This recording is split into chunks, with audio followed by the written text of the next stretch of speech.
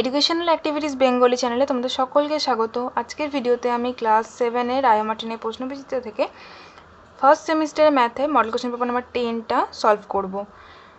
এর আগের প্রতিটা কোশ্চেন পেপার আমি সলভ করে দিয়েছি। ভিডিওগুলির লিঙ্ক আমি ডিসক্রিপশনে দিয়ে রাখবো, প্রয়োজন হলে সেখান থেকে দেখে নিতে পারো, অথবা উপরে আই বাটনে ক্লিক করে সেখান থেকেও দেখে নিতে পারো। তো দেখো এখানে প্রথম প্রশ্ন কি বলছে, নিচের প্রশ্নগুলি উত্তর দাও নির্দেশ মতো।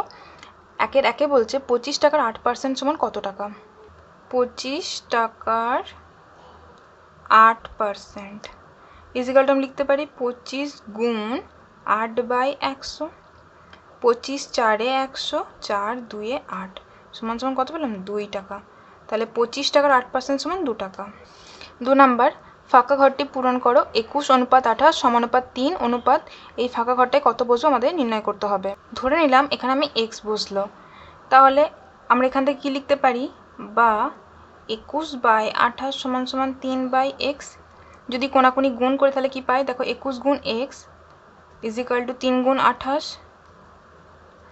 বা এক্স সমান কি পাচ্ছি? 3 গুণ 28/21, 3 7-এ 21, 7 4-এ 28, তাহলে এক্স সমান কত পেলাম? 4। তাহলে ফাঁকা ঘরটা কত বসবে? 4 বসবে। 3 নম্বর প্রশ্ন দেখো, 1 + 3 + 5 + 7 + 9 + 11 এই সংখ্যাগুলোর যোগফল তাদের পাওয়ার আছে 3-এর 2 ইজিক্যাল টু কত? মান নির্ণয় করতে হবে। দেখো প্রশ্নটা আমি লিখে নিয়েছি, এটা যোগ করলে পরপর 11 + 9 20, 20 + 7 27, 27 + 5 32, 32 + 3 35, 3 আর 1 36, তার পাওয়ারে কত? 3/2। 36 সমান আমরা কি জানি? 6² হোল পাওয়ারে 3/2, পাওয়ারে পাওয়ারে গুণ হয়, তাহলে 2 গুণ 3/2, 2 2 ক্যান্সেল ইজিক্যাল টু কত পেলাম? 6-এর পাওয়ারে 3। তাহলে 6-এর পাওয়ারে 3 মানে 3টে 6 গুণফল ইজিক্যাল টু হচ্ছে 216। 4-এর প্রশ্ন, সমকোণী সমদ্বিবাহু ত্রিভুজে কোণগুলির অনুপাত লেখো। একটা সমকোণী সমদ্বিবাহু ত্রিভুজের ছবি আমি আঁকলাম, যার এই কোণটা সমকোণ আর এই বাহু দুটো সমান মানে সমদ্বিবাহু আর কি, এই বাহু দুটো।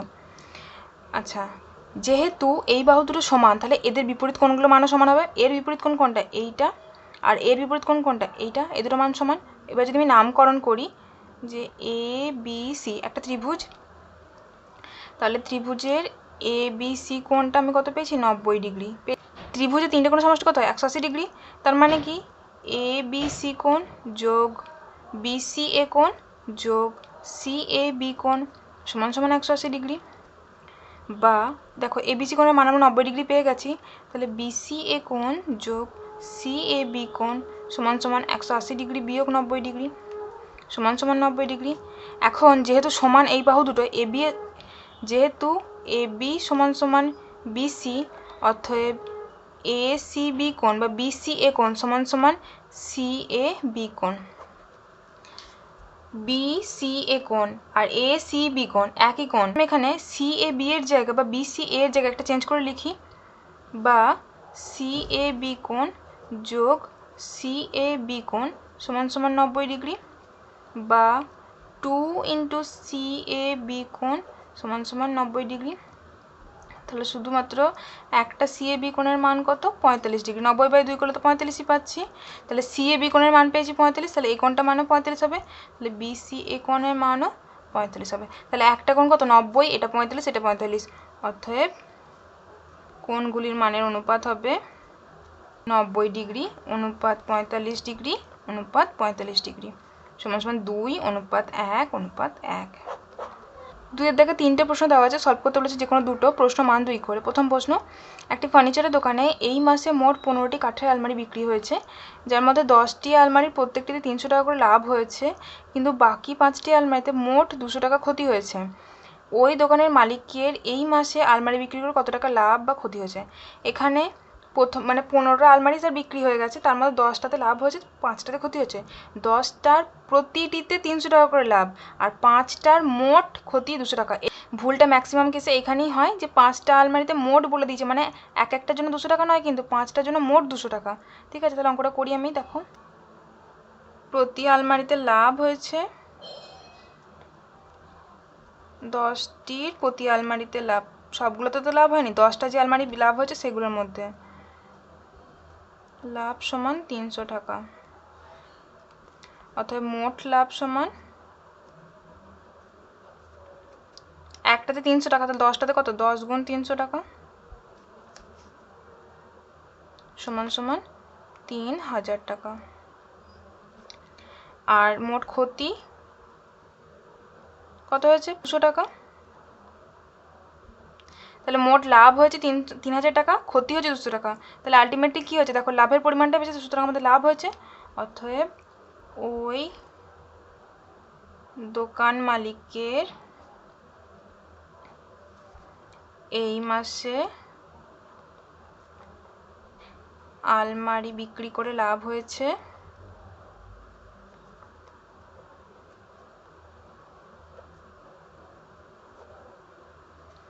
3000 বিয়োগ 200 টাকা।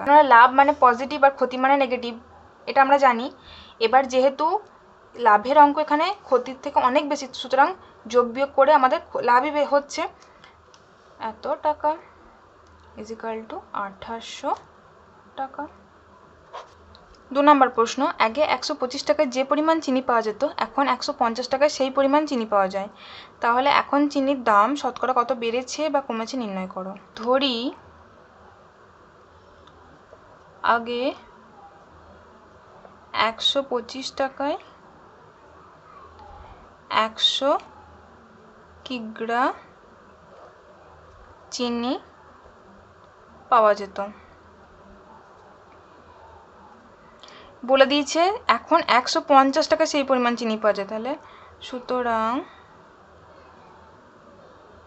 বর্তমানে 150 টাকায় 100 কিগ্রা চিনি পাওয়া যায়।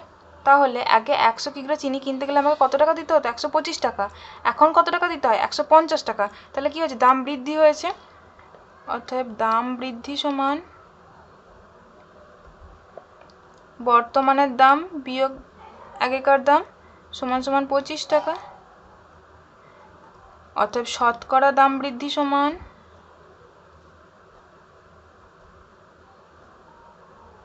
কত বৃদ্ধি হয়েছে? এমনিতে 25 টাকা।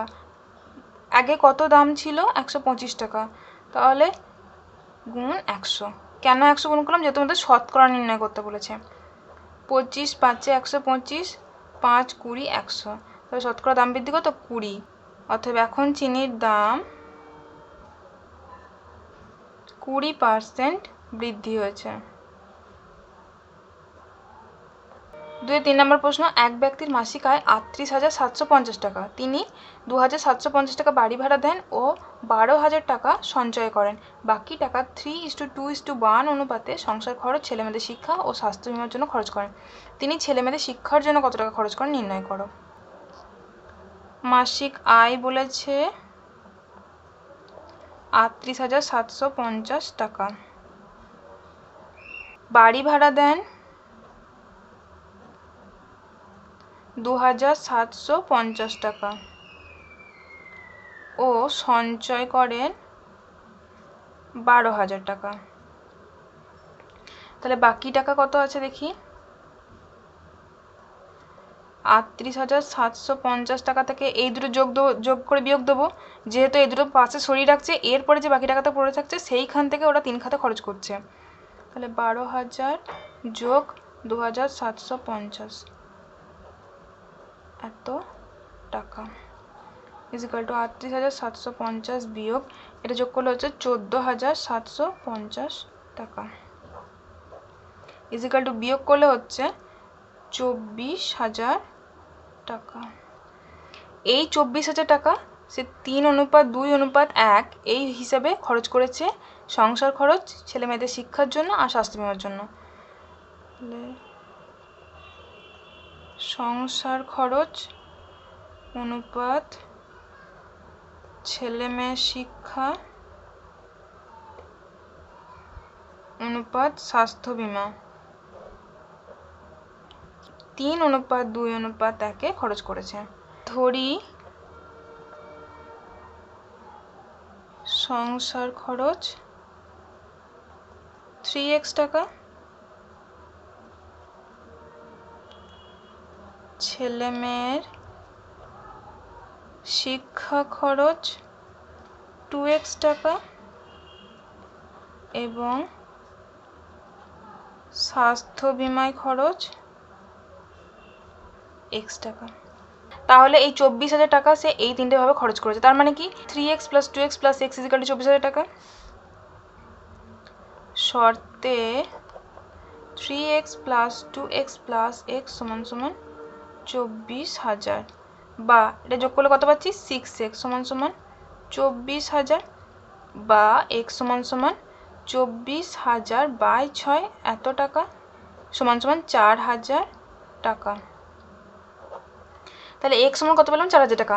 আমাদের নির্ণয় করতে বলছে ছেলে মেয়ের শিক্ষার জন্য কত খরচ করেছে, সেটা কত ছিল 2x। অতএব ছেলে মেয়েদের শিক্ষা খাতে খরচ করেন 2 × 4,000 টাকা = 8,000 টাকা। 3-এর দেখায় টোটাল 3টে প্রশ্ন দিয়ে দিয়েছে, সলভ করতে হবে যে কোনো দুটো। প্রথম প্রশ্ন, পরেশবাবু প্রতি মাসে 8x টাকা আয় করেন, কিন্তু প্রতি মাসে তিনি 3x - 15 এই পরিমাণ টাকা ব্যয় করেন। তাহলে তিনি প্রতি মাসে কত টাকা সঞ্চয় করেন?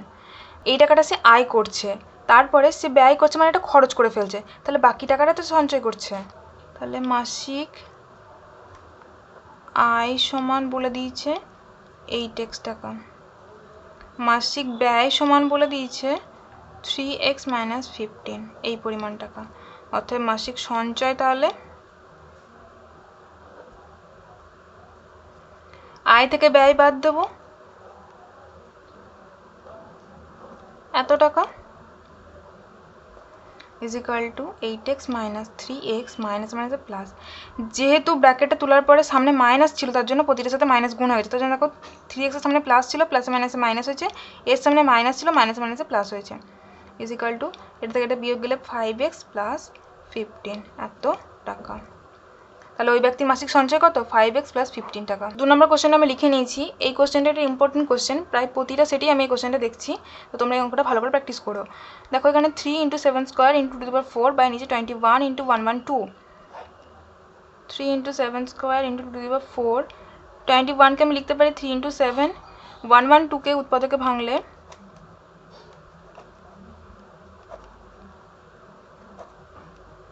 তাহলে 112 কত পাচ্ছি 2 × 4 × 7, লিখি 7 × 2 × 4 গুণ আকার আছে, আগে পরে লিখলাম কোনো ম্যাটার করে না, = 3 × 7² × 2 × 4, নিচেতে 3 × দেখো দুটো 7 আছে তাহলে লিখতে পারি স্কোয়ার আকারে, ওপর নিচে সেম ক্যান্সেল, = 1। তাহলে অ্যান্সার কত পেলাম 1।